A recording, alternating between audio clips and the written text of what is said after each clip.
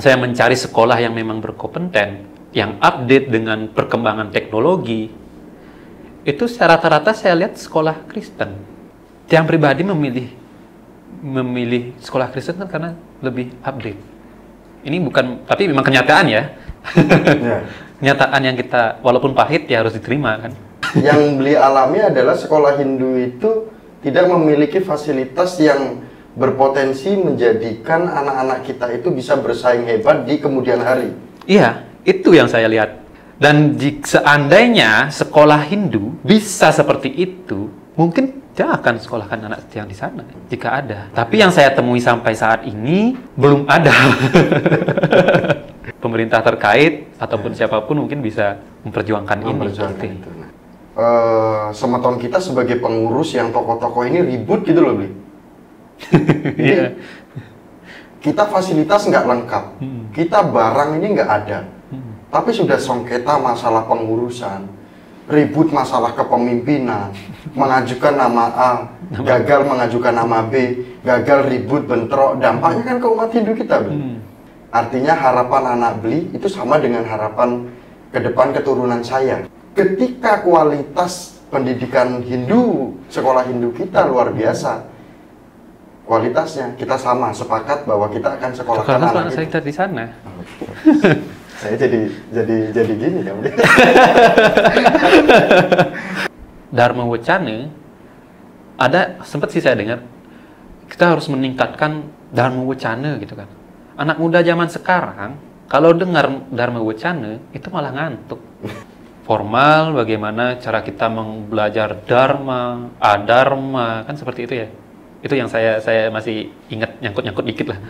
Gen Z, anak muda zaman sekarang, tidak terlalu suka dengan hal-hal yang berbau formalitas. Mereka lebih tertarik menonton channel YouTube-nya Deddy Corbuzier. Lebih tertarik menonton itu daripada Dharma Wacana. Kenapa? Karena penyampaiannya itu santai loh. Anak muda, terutama di lingkungan saya ya, mereka lebih kenal Habib Djafar. Dia membahas agama di sana dengan asik gitu. Justru anak muda sekarang yang lebih tertarik dengan tontonan-tontonan seperti itu. Ketika anak muda dikolaborasikan dengan orang sepuh yang memiliki pemahaman agama yang luas, dikolaborasikan dengan stand up dan lelucon, kayaknya asik. Mungkin nggak sih, Bli, bahwa kita tidak punya wadah penyiaran Hindu yang profesional. Iya, saya bilang ya. Bukannya mungkin. Tapi kalau untuk saat ini kan, saya sangat mengapresiasi sekali dengan adanya Hindu Channel ini. Karena yang ketika Tiang membuka media sosial, justru yang paling kelihatan itu, ini berbasis di agama Hindu ya, secara khususnya ya. Tokoh-tokoh agama Hindu, yang kelihatan itu adalah kasus-kasusnya. Kasus kekerasan seksual, kasus pelecehan seksual oleh tokoh Hindu muda. Selain itu juga ada beberapa kasus pernah terjadi di Buleleng, itu bukan pelecehan seksual sih, tapi ke konten asusila. Yang dimana ini justru membuat citra tokoh-tokoh itu, tokoh-tokoh yang lain yang memang benar-benar serius, memang benar-benar baik dalam menyampaikan agama, dalam menjalankan agamanya, justru tercoreng. Dan justru yang naik di media sosial, ini kan saya berbasis di media sosial, saya yang jangan lihat ya, karena itu justru yang naik-naik, yang negatif-negatifnya, dan membuat citra di masyarakat itu menganggap itu semua, dan justru ini merubah banyak pemikiran orang yang mengatakan bahwa tokoh-tokoh Hindu itu adalah orang-orang yang munafik.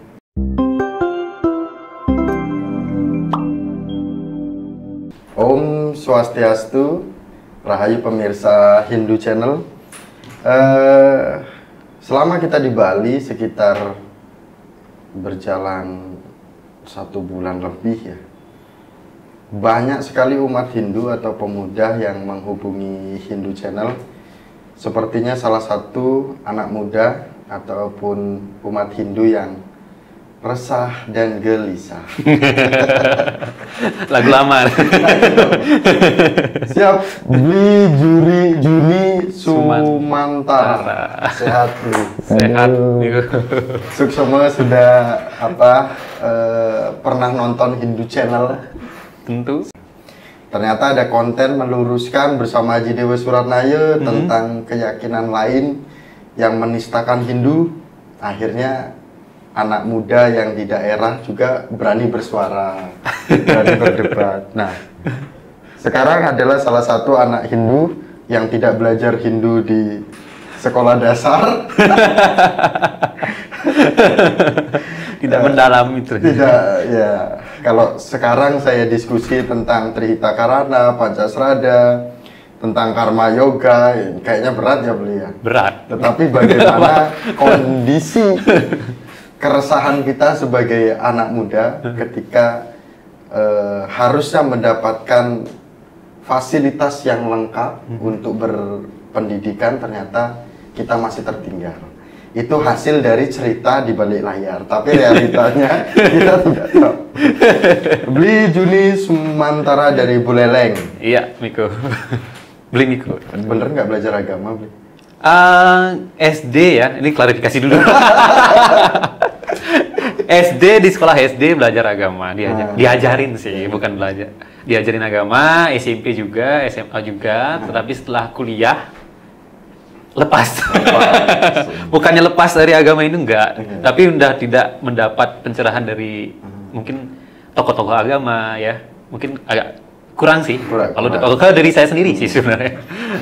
Sebenarnya Beli kalau sebagai umat Hindu ketika mengoreksi atau mengevaluasi dalam perjalanan belajar agama Hindu, apa ya? Kita itu harusnya seperti apa gitu dalam beragama? Apakah kita harus memahami agama yang mendalam itu harus diolah atau dipelajari sejak dini, atau memang harus belajar setiap hari gitu, dari orang tua, dari tokoh agama sampai dari guru kan gitu. Tetapi realitanya, nah gimana kalau menurut lu? Mungkin kalau kita membahas masalah belajar agama dulu nih ya. Belajar masalah agama itu kan kita memang dari sejak lahir kita mengetahui dunia, paham tentang dunia itu kita dari orang tua yang pertama kan. Dari orang tua sendiri kan kita diajarin masalah moral dan etika. Sama seperti misalnya kayak kita dilarang duduk di atas bantal gitu, nanti bisul. Itu kan misalnya. Ketika kita udah dewasa, kita pasti akan bertanya kan. Kalau dulu memang dikasih tahu, oh ketika kita duduk di atas bantal kita bakal bisul. Kita oke-oke aja. Tapi ketika kita sudah mulai dewasa, kita akan mulai berpikir, masa sih ini duduk di atas bantal bisa bikin bisul, itu kan nggak mungkin kan, nggak ada kaitannya. Walaupun dulu ada orang bisulan juga. Walaupun ada orang bisulan, tapi bukan itu penyebabnya kan. Iya. Tapi apa sih sebenarnya yang ingin disampaikan di sana? Bagaimana caranya kita tahu etika bahwa bantal itu loh tempatnya di kepala. Masa kita taruh di pantat, sorry ya, didudukin gitu kan. Nanti kita pakai di kepala lagi, kan kurang etis gitu. Dan begitu juga ketika kita melihat agama, belajar agama, ini menurut pandangan dia pribadi, ketika kita belajar agama, ketika didoktrin secara formal untuk anak sekarang, khususnya Gen Z ya, yang saya ketahui, ketika didoktrin bukan lebih ke ketika kita terlalu dipaksa untuk melakukan sesuatu, kita justru akan berontak.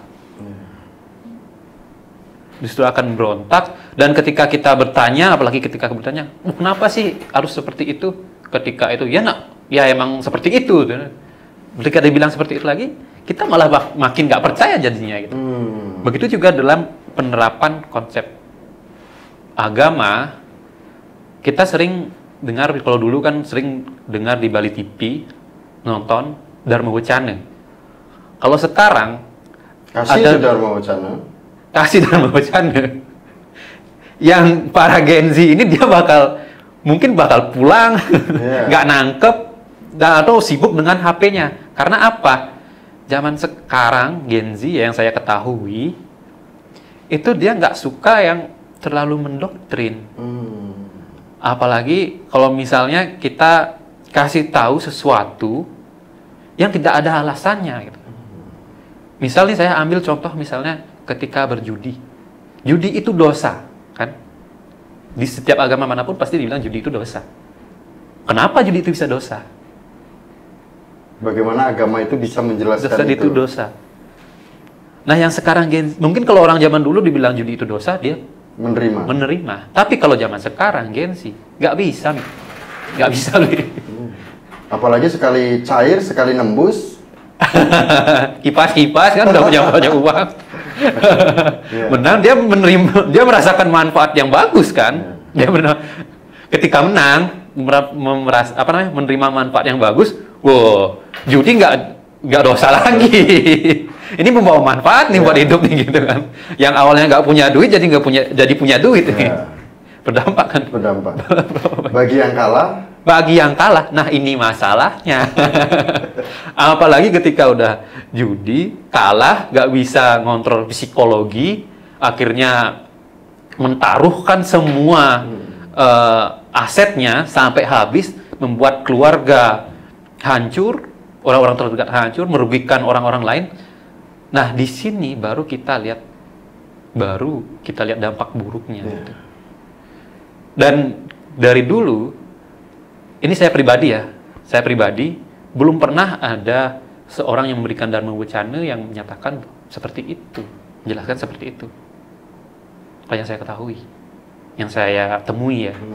Atau mungkin saya yang kurang dalam menonton dharma wacana nggak tahu juga. Nah, artinya ketika kita podcast ini mungkin akan ada yang memberikan penjelasan bahwa kenapa judi itu dilarang dan kenapa judi itu berdosa di dalam ajaran Hindu. Silahkan Bapak Ibu tokoh Hindu untuk komentar di Hindu Channel, boleh dikaitkan dengan cerita-cerita Mahabharata.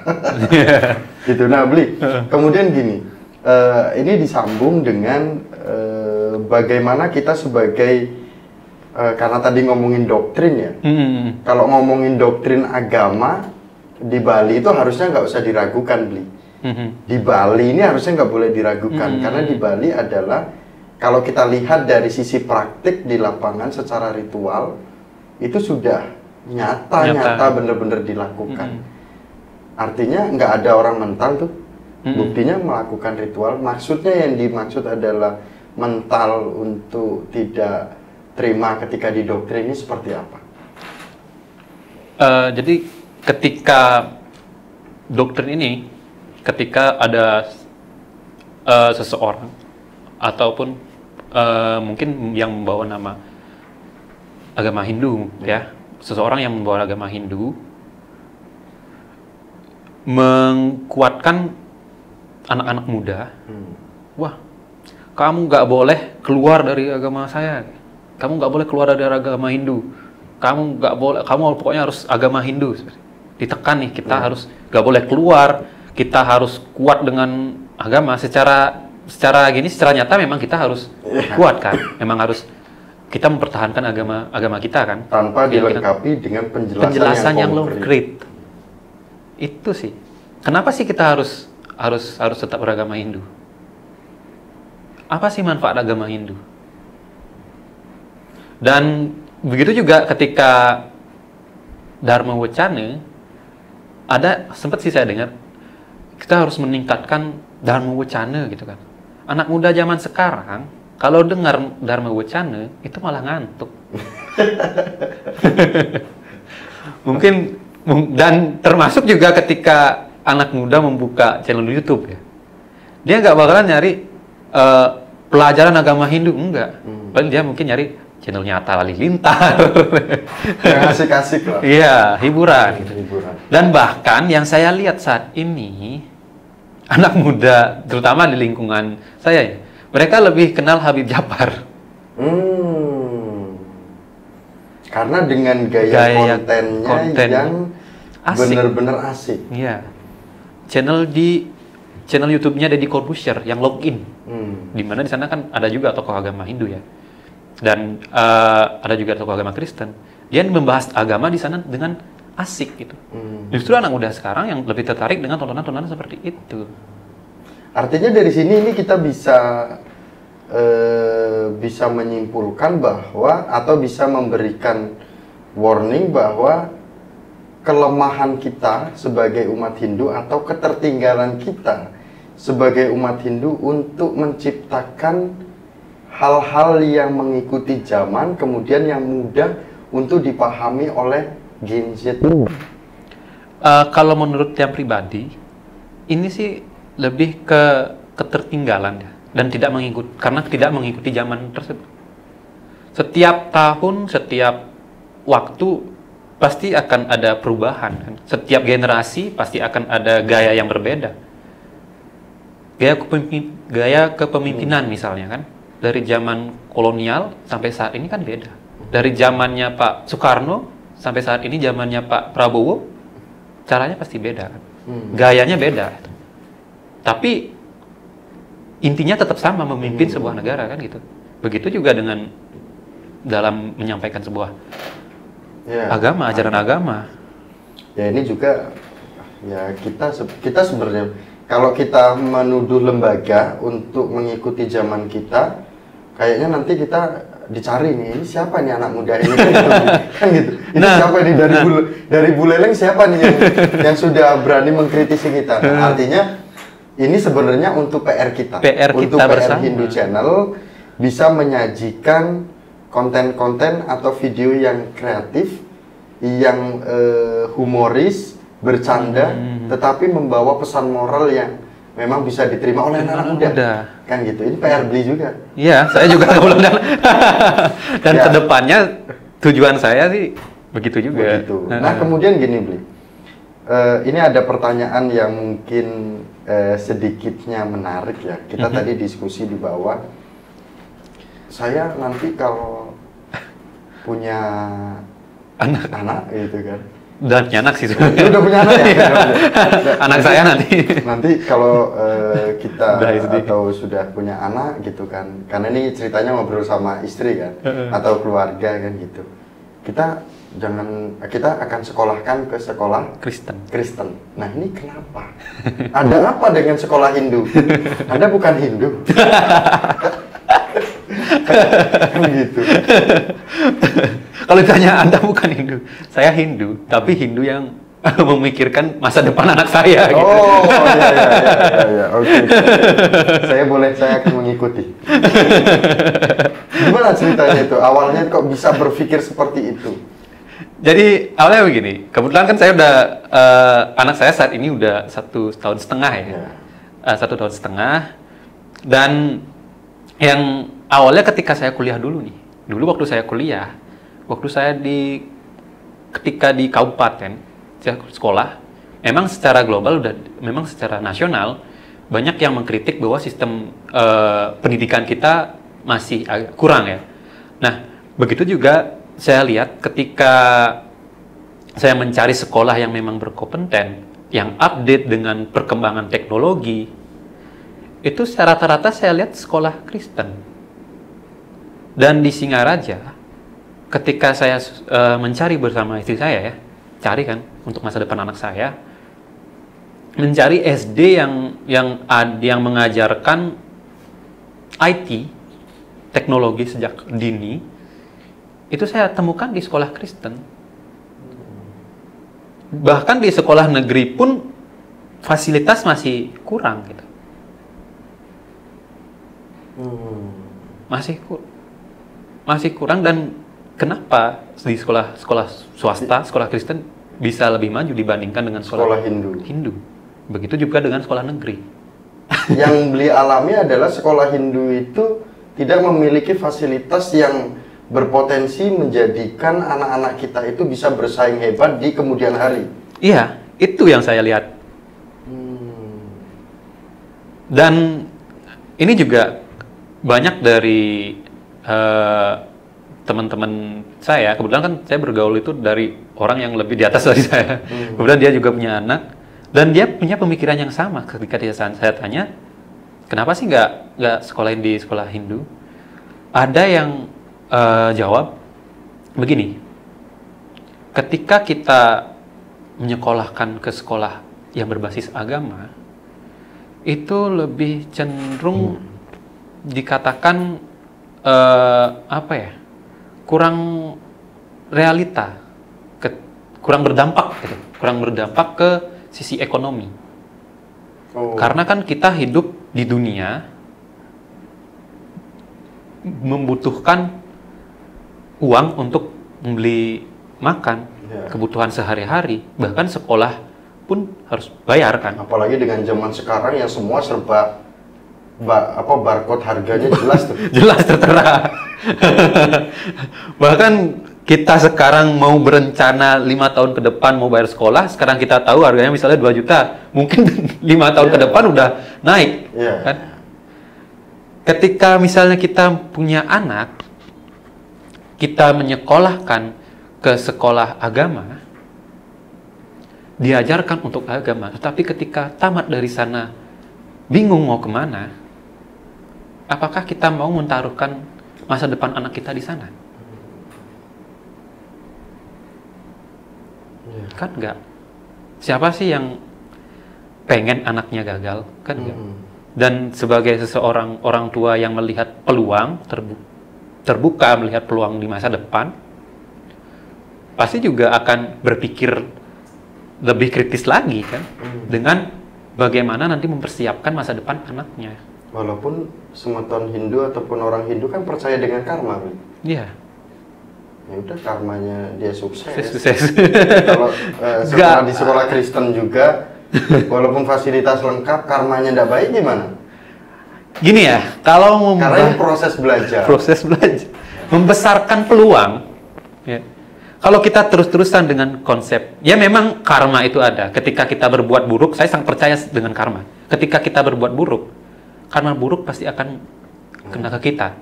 Itu kan kalau saya pahami ya, ketika kita berbuat buruk, misalnya saya mencuri uang Miku, saya pasti berpikir, di dalam hati saya itu pasti akan berontak. Saya akan berontak, ketakutan. Wih, besok kalau ketemu Miku, jangan-jangan dia tahu lagi. Dia bakal nggak ngajak. Ada kekhawatiran, dan itu membuat kita tidak tenang. Itulah karma buruk yang kita terima. Nah, ini mau proses belajar itu kan karma baik yang dilalui kan gitu. Dan belajar ini kan karma baik yang kita harapkan dan membesarkan peluang ke anak kita. Jadi jangan mentang-mentang kita memang memahami konsep karma. Kalau kita sudah berbuat baik, pasti karmanya akan baik.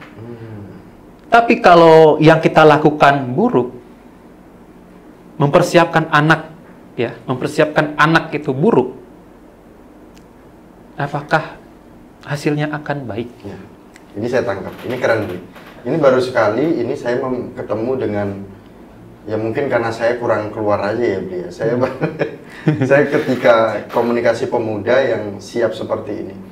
Artinya bahwa bagaimana apabila ada sekolahan Hindu, sekolah keagamaan Hindu yang dari SD sampai kuliah itu bagus, dilengkapi dengan fasilitas yang lengkap. Dan juga pengajarnya yang berkompeten, itu pasti akan jadi pilihan. Bahkan tidak hanya umat Hindu saja. Sama halnya Bli sekarang berpikir sekolah Kristen. Saya agama Hindu loh. Dan yang saya kagumi dari sekolah Kristen ini, SD ya, di Singaraja ada itu. Ketika ada agama lain yang sekolah di sana, ada loh pengajar agama Hindunya. Agama Islamnya ada yang ngajarin agama Islam. Kristen aja, tidak hanya tok Kristen saja. Dan ini membuat yang wow, sangat luar biasa sekali. Dan seandainya sekolah Hindu bisa seperti itu, mungkin dia akan sekolahkan anak yang di sana. Jika ada. Tapi yang saya temui sampai saat ini belum ada. Dan mungkin ya siapa sih siapa ya, mungkin yang pemerintah terkait ataupun siapapun mungkin bisa memperjuangkan ini. Itu. Dan ini juga membawa dampak baik tidak hanya ke umat Hindu saja, tetapi ke negara. Di dalam agama juga kan, kalau tidak salah diajarkan juga dharma dengan agama. Dharma dengan agama, dharma negara. Ya, dharma negara, dharma agama. Kan. Dan ini juga salah satu dharma negara kan, masuk ke sana. Ketika negara ini sudah baik, dampaknya yang kita terima apa? Kita yang menerima dampaknya. Artinya gini, Bli, saya setuju dengan cara Bli berpikir bahwa dampak sekolah kita yang berkualitas, dari fasilitas yang lengkap, dari pola pendidikan yang juga memadai, berkompeten, ini akan membawa citra Hindu yang luar biasa buat negara. Iya. Kan gitu. Nah, ini mungkin pemirsa Hindu Channel, Bapak Ibu, walaupun Hindu Channel sering juga bertemu dengan beberapa umat Hindu di daerah-daerah terkait dengan sekolahan-sekolahan, sekolah dasar, yayasan, lembaga. Ini adalah salah satu mindset pemikiran pemuda yang sebenarnya bisa dipertimbangkan. Karena ini sebenarnya saya takut menyampaikan juga, Bli, saya agak sedikit ngerem nih. Jangan sampai semeton kita sebagai pengurus yang tokoh-tokoh ini ribut gitu loh, Bli. Jadi, kita fasilitas nggak lengkap, kita barang ini nggak ada, tapi sudah sengketa masalah pengurusan, ribut masalah kepemimpinan, mengajukan nama A, gagal mengajukan nama B, gagal ribut bentrok, dampaknya kan ke umat Hindu kita, Bli. Ya ini ampura, Bli, saya menyampaikan ini karena Bli membuka omongan seperti itu, karena artinya harapan anak Bli itu sama dengan harapan ke depan keturunan saya. Kalau ternyata di Hindu itu kualitasnya juga menghambat, kualitas pendidikannya itu menghambat masa depan anak saya, kenapa saya nyekolahin anak saya ke sekolahan tersebut? Ketika kualitas pendidikan Hindu, sekolah Hindu kita luar biasa, kualitasnya kita sama sepakat bahwa kita akan sekolahkan anak kita di sana. Saya jadi gini ya, Bli. Pertanyaan yang menarik lagi bahwa tadi menyinggung sisi Dharma Wacana. Bali tidak kekurangan tokoh Hindu, Bli. Ya. Bali tidak kekurangan tokoh Hindu, Bali tidak kekurangan kepedulian pemerintah terhadap pendidikan di Bali. Bahkan umat Hindunya pun semuanya berjalan. Pertanyaan saya adalah bagaimana pendidikan Hindu itu, pemuda Hindu itu ketika mendengarkan Dharma Wacana itu betah? Apakah tokoh-tokoh Hindu kita tidak Dharma Wacana? Kan pasti Dharma Wacana. Pasti. Ada. Apakah anak-anak muda kita tidak mau mendengarkan Dharma Wacana? Pasti mau jika menarik. Jika sesuai dengan ajaran atau sesuai dengan dengan ajaran Hindunya. Nah, gimana tanggapannya terkait Dharma Wacana? Mungkin ini agak sedikit berat. Kalau kita udah membahas masalah Dharma Wacana, saat ini yang tiang rasakan ketika tiang sembahyang di pura, ketika ada Dharma Wacana, anak muda kita justru kurang minat dan justru mengeluh. Pantat saya udah panas nih duduk dari tadi, tambah lagi Dharma Wacana. Malahan anak-anak muda ini jengkel. Karena yang pertama pembahasannya dalam menyampaikan Dharma Wacana mungkin menurut saya kurang, tapi disinilah PR kita bersama ya. Bagaimana caranya kita supaya bisa ke depannya lebih menarik lagi.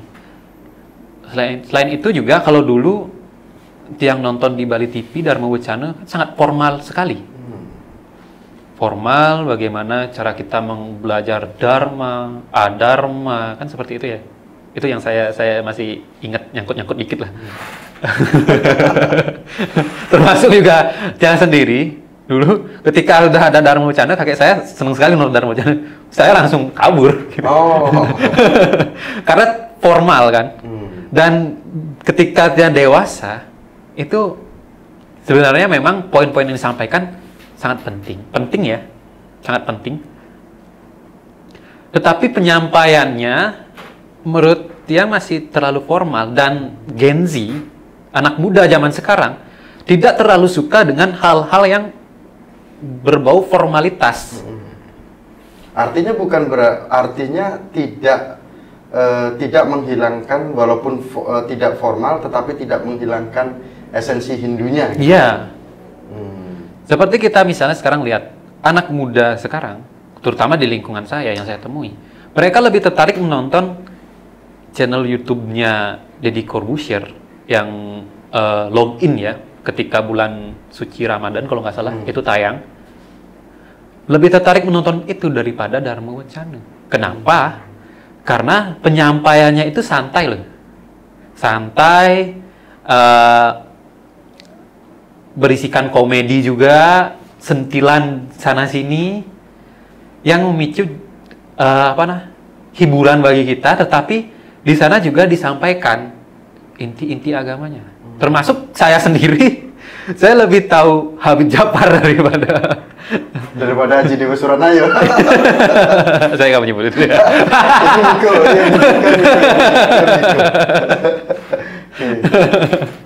Habib Djafar, Ustadz Feli.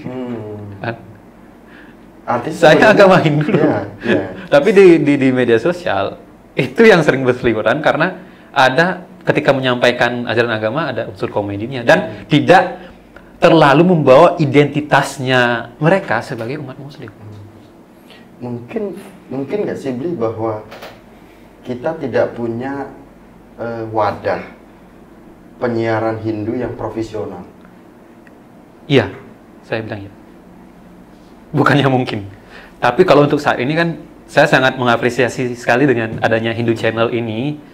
Dan untuk agama sampai saat ini sih saya belum temui.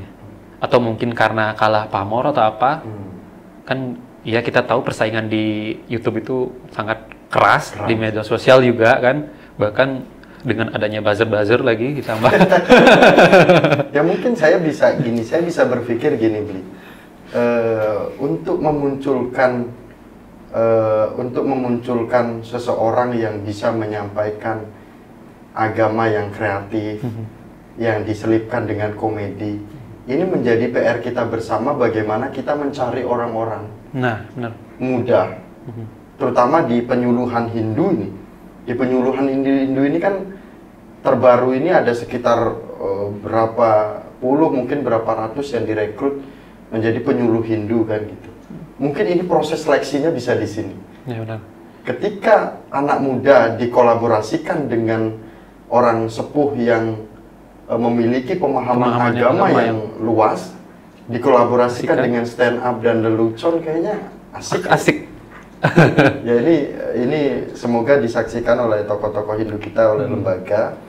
Ini bisa menjadi bahan keterlibatan lembaga terhadap dengan harapan Gen Z kita sampai saat ini yang diinginkan. Nah kemudian muncul lagi pertanyaan, sebenarnya yang menggaungi anak muda, ini kan sempat kita tadi diskusi, gimana caranya kita sebagai umat Hindu bisa menciptakan generasi Hindu yang berkualitas, unggul, dan mencapai di tahun 2045 Indonesia emas. Gimana Indonesia emasnya, orang kita nggak ada yang menggaungi gitu. Iya benar. Nah, gimana cara kita menggaungi? Ya kembali seperti tadi yang katakan. Yang pertama itu cara menggaulnya tentu dengan pendidikan yang pertama. Pendidikan yang seperti yang saya sudah jelaskan tadi. Yang pribadi memilih sekolah Kristen kan karena lebih update. Ini bukan, tapi memang kenyataan ya. Kenyataan yang kita, walaupun pahit ya harus diterima kan. Dan tentunya dengan adanya ini harus bisa berbenah ke depannya. Selain itu juga ya kurangnya konten-konten menarik. Begitu juga dengan program-program yang padahal kan di Bali ini ada memang organisasi yang mengatasnamakan agama Hindu ya. Dan saya lihat sampai saat ini di media sosial itu belum terlalu kelihatan. Di mana di zaman sekarang anak muda itu justru sangat dekat sekali dengan media sosial. Dan seandainya ada salah satu saja yang mampu menyentuh ranah media sosial dengan pembawaan kreatif yang sudah tadi dijelaskan, tentu akan ada yang mewadahi dan tentunya akan membawa umat Hindu ini ke depannya lebih berkembang lagi. Yeah. Di sektor pendidikan sih yang paling sektor penting. Pendidikan yang paling penting. Yeah. Yang penting pendidikannya fasilitasnya lengkapi. Iya, itu sangat penting sekali. Ya, jangan baru dapat fasilitas anggaran sekian udah ribu. Apalagi itu. 30 juta, ribu, 20 juta, ribu, 100 juta, ribu, 100 juta, ribu. Akhirnya pendidikan Hindu terbengkalai. Ini sama tapi sepertinya tidak deh ya umat Hindu, Bapak Ampura. Kita kan umat Hindu kan terkenal dengan Dharma. Tidak mungkin seperti itu ya, pria. Nah, ini saya ingin loncat sedikit beli. Tadi kita di pembahasan di bawah dan barusan disinggung juga bahwa kita di medsos itu kurang terkait dengan konten-konten kreatifnya. Kemudian di Hindu itu tadi kita di bawah sempat diskusi yang muncul adalah citra-citra tidak baiknya. Gitu. Yeah. Sempat menjadi catatan saya bahwa prosesnya itu sudah baik. Tetapi ketika di proses akhir ini kok malah menjadi citranya tidak baik. Tidak baik. Ini kenapa? Kenapa beliau memiliki pemikiran seperti itu? Karena yang ketika Tiang membuka media sosial, justru yang paling kelihatan itu ini berbasis di agama Hindu ya, secara khususnya ya, tokoh-tokoh agama Hindu, yang kelihatan itu adalah kasus-kasusnya, kasus kekerasan seksual. Kemarin beberapa tahun yang lalu, ini juga yang dibahas oleh teman Tiang, diangkat oleh teman Tiang, kasus pelecehan seksual oleh tokoh Hindu muda. Selain itu juga ada beberapa kasus pernah terjadi di Buleleng, itu bukan pelecehan seksual sih, tapi ke konten asusila.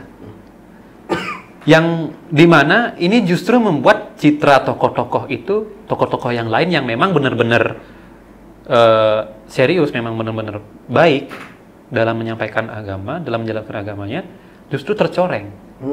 Dan justru yang naik di media sosial, ini kan saya berbasis di media sosial, saya yang lihat ya, karena itu justru yang naik-naik, yang negatif-negatifnya gitu. Dan membuat di masyarakat, citra di masyarakat itu menganggap bahwa orang-orang yang menganggap itu bahwa semua, dan justru ini merubah banyak pemikiran orang yang mengatakan bahwa tokoh-tokoh Hindu itu adalah orang-orang yang munafik. Padahal kan tidak semua. Itu memang beberapa oknum, tapi yang muncul justru oknum-oknum ini. Dan ya saya setuju bahwa ketika satu mencoreng nama karena berkiblatnya kepada tokoh atau berkiblatnya pembawa Hindu, akhirnya ketika ada tokoh Hindu yang menyampaikan dharma wacana di depan, ingin memberikan komando di depan, dianggapnya itu sama. Bahwa tokoh Hindu itu ya sama kayak itu, sama seperti itu. Padahal tidak semua. Ini menarik yang beliau sudah sampaikan. Ada lagi? Apa ya? Jangan dikeluarin semua. Saya tahu diskusi kita tadi di bawah juga banyak yang catatan yang saya coret. Tapi saya menarik dari konten yang pernah beli angkat adalah tidak bisa membedakan mana agama, mana budaya. Nah, ini juga yang sering saya lihat fenomena di kalangan saya mungkin, dan juga di geng-geng orang tua ya. Di kalangan bapak-bapak lah, bapak-bapak komplek gitu kan ya. Yang sering menganggap bahwa ketika kita menggunakan pakaian adat Bali itu adalah agama Hindu. Dan pengalaman yang pribadi, dulu ketika yang di rumah ada acara, ada teman yang notabene agama Muslim. Menggunakan pakaian adat. Ada yang pertanyakan gitu, loh dia kan Islam kok pakai pakaian adat Hindu gitu. Dan ternyata fenomena ini di masyarakat itu udah banyak loh gitu.